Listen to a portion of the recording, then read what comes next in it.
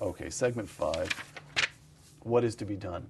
Bill Kristol, our friend Bill Kristol, I once heard him mention, this was in public, so I'm not, he graduated from Harvard, he sent his son to Harvard, and he said, it is really a remarkable thing that you save all your life to send your children to perhaps the most prestigious institution, in his case, probably the most prestigious institution, but the most prestigious institution they can get into.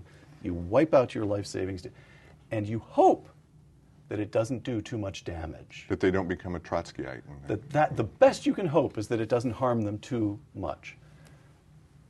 What's the way out? Well, I'm not a reformer, and Why not? Because it's not in my personality makeup. All right. I do talk in there about some ideas that people have to try and restore some kind of rationality to the process, but we are so far gone, and it is all the momentum of the culture is so far in the other way that it seems to me almost inevitable. I mean, the only way out is through, and we're going to keep going this way, in which we have more and more people going to schools that are less and less competent in what we want them to do.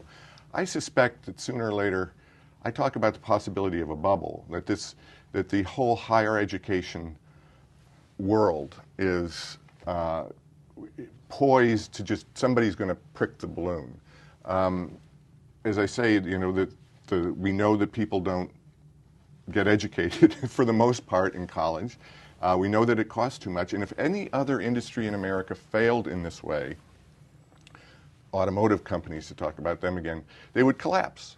You simply couldn't deliver. Aside from the government. Fail right? to. It's like right, the federal well, of course, government. Those right. are the two examples that just the federal government we know, the and they're increasingly intertwined, remember. I mean, a large percentage of the money that goes to colleges and universities now comes from the government, comes from taxpayers.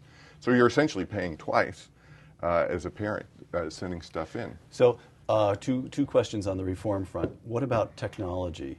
These remote learning, the for-profit universities such as the University of Phoenix, is that purely a marginal matter, or do you expect them actually to change the whole marketplace? Well, those, especially those private colleges, are very interesting because they do answer the question, what is college for?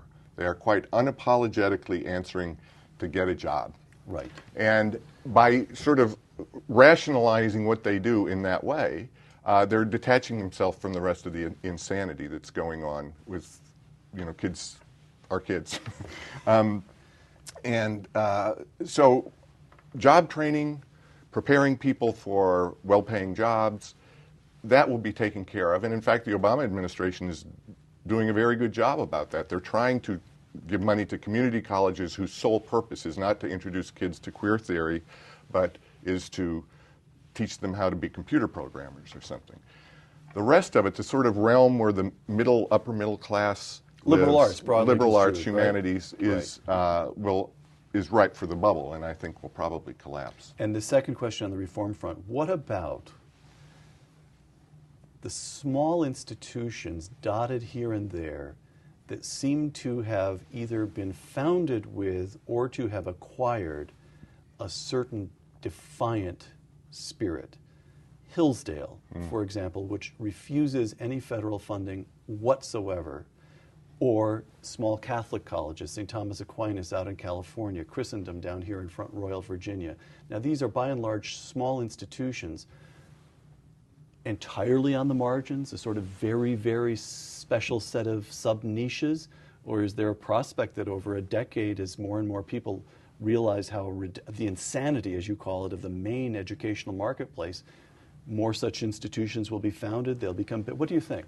My impression is, I think you and I are good instant cases. We're both believers in sort of traditional education. We were both sort of politically, culturally conservative people. But you didn't send your kid to Hillsdale, as wonderful as Hillsdale is, and I didn't either. And, you know, I said, why doesn't this industry collapse? Because it so clearly doesn't deliver because on what it have no promises. spine. Yeah, well, look in the mirror. It's parents like me, and to a lesser extent you, that keep this fantasy alive. Andy, would you close our time together by reading a passage from your book. I've marked what I'd like you to read. Do you mind? No, no, no. In fact, you've edited what I was going to read. Changed a few words around. I've inserted swooned and doomed.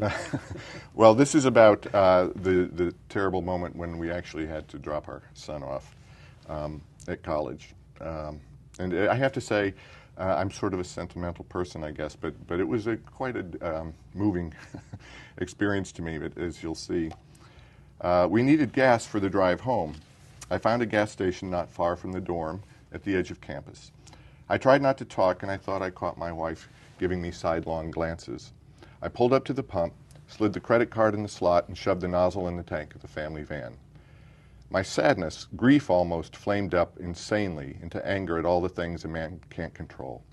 I started to mention an anecdote I recalled, I don't know why, from his first day in kindergarten long, long ago.